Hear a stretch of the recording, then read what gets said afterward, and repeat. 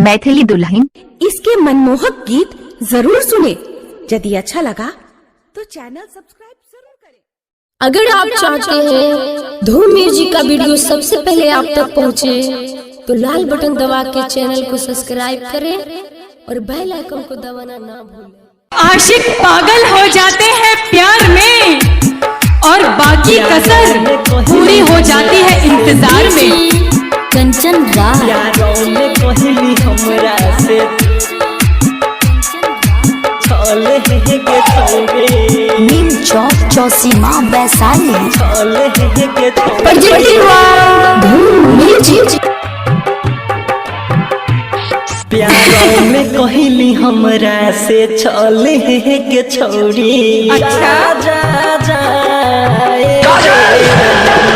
प्यारों में कहली हमरा से छले के छोड़ी। प्यारों में कहली हमरा से छले के छोड़ी। हो तो न कहियो तोरा गे, हो तो न कहियो तोरा भल गे छोड़ी। प्यारों में कहली हमरा से छले के छोड़ी।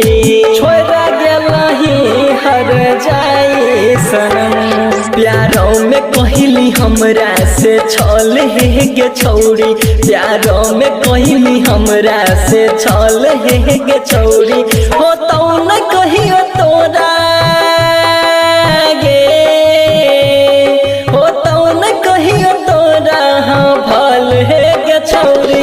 प्यारों में कहली हमरा से छले के छोड़ी।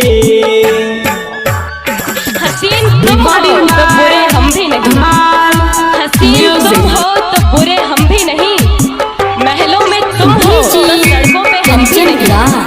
प्यार करके कहता है शादीशुदा हूँ, प्यार करके कहता है शादीशुदा हूँ। कान खोल के सुन लो कुंवारे हम भी नहीं। चौसीमा वैशाली।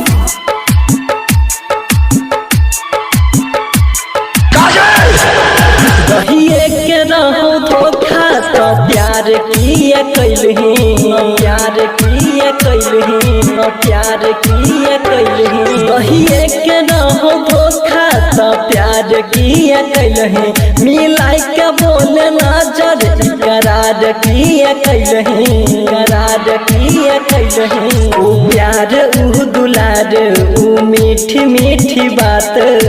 जा जा जा के ना के भूलही बीताइल दिन साथ।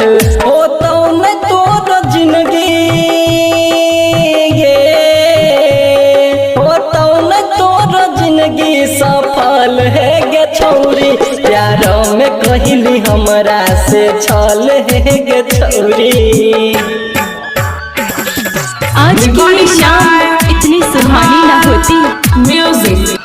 आज की ये शाम इतनी सुहानी ना होती, कंचन हर चाहत के पीछे कोई कहानी ना होती।